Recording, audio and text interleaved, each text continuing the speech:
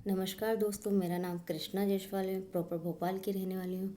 आज का विषय है traditional market and network marketing. Traditional marketing एक ऐसी प्रोडक्ट वितरण करने की प्रणाली है जो कई सदियों से चल रही है, या यूँ कहें पीढ़ी दर चलती आ रही है। इस प्रणाली को समझने के लिए एक एग्जांपल देना चाहती हूँ कि कोई भी ग्राहक प्रोडक्ट लेता है तो वो किससे लेता है? रिटेलर से लेता है। रिटेलर होलसेलर से लेता है। होलसेलर तालुका डीलर से लेता है। तालुका डीलर जिला डिस्ट्रीब्यूटर से लेता है। जिला डिस्ट्रीब्यूटर सीएनएफ से लेता है। सीएनएफ कंपनी से लेती है।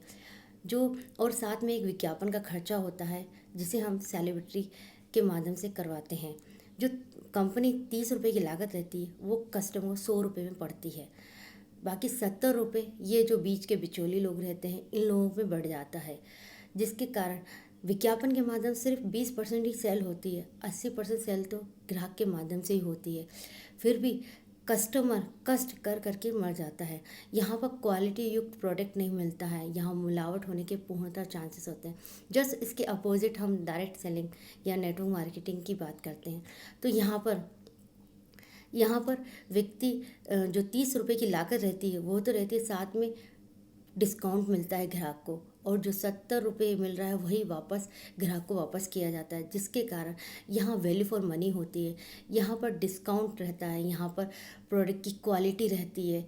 इस तरीके से ये प्रोडक्ट यहाँ दिया जाता है। अब इसी को हम दूसरे तरीके से भी समझ सकते हैं कि हेड वाइज हेड भी, कि ट्रेडिशनल मार्केटिंग करने के लिए कई सारे फैक्टरों की आवश्यकता होती है। उन फैक्टरों को समझते हैं।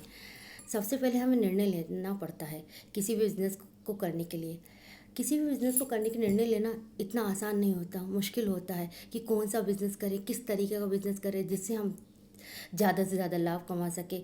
लाभ हो इसकी कोई गारंटी है ये भी नहीं पता। जस्ट इसके अपोजिट हम नेटवर्क मार्केटिंग की बात करते हैं तो यहाँ पर इंसान को ईजी है, सरल है बिज़नेस। क्यों?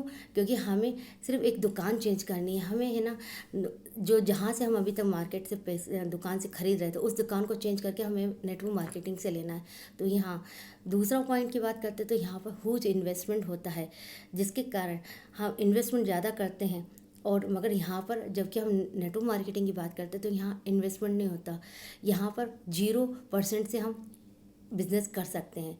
तीसरे फैक्टर की बात करते तो यहाँ पर एक्सपीरियंस होना बहुत ज़रूरी है। बिना एक्सपीरियंस के हम ये बिज़नेस कर ही नहीं सकते। जबकि नेटवर्क मार्केटिंग में एक्सपीरियंस होना ज़रूरी नहीं है। यहाँ पर पढ़ा लिखा व्यक्ति भी और एक अनपढ़ व्यक्ति भी बहुत अच्छे तरीके से कर सकता है।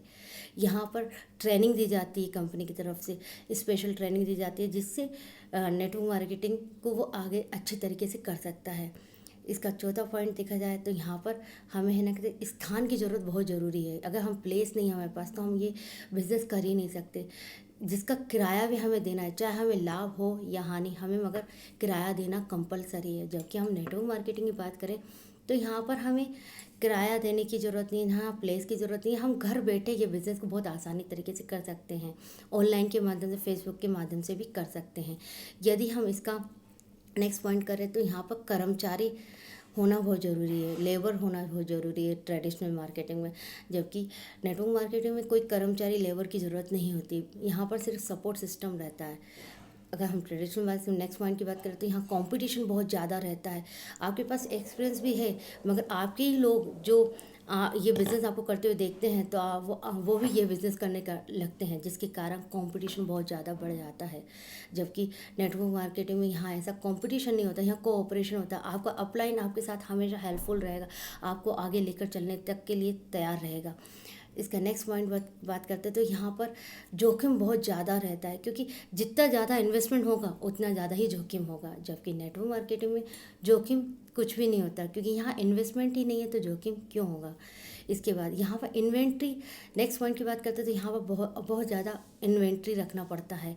कभी कभी तो ये होता है कि स्टॉक ना सेल होने के कारण बहुत सारा नुकसान हो जाता है ऐसा। जबकि यहाँ पर नेटवर्क मार्केटिंग में यहाँ कोई इन्वेंट्री रखने की ज़रूरत नहीं होती। बिना इन्वेंट्री के हम ये बिज़नेस बहुत अच्छी तरीके से कर सकते हैं।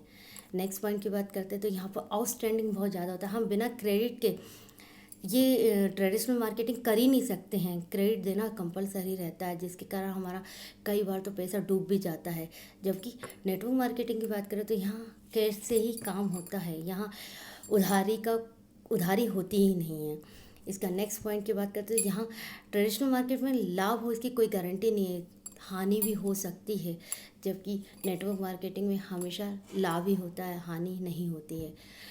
इसका नेक्स्ट पॉइंट की बात करें तो यहाँ पर ट्रेडिशनल मार्केट में टाइम की बाउंडेशन बहुत ज़्यादा रहती है, आपको सुबह से लेकर शाम तक ही बैठे रहना है, काम करना है।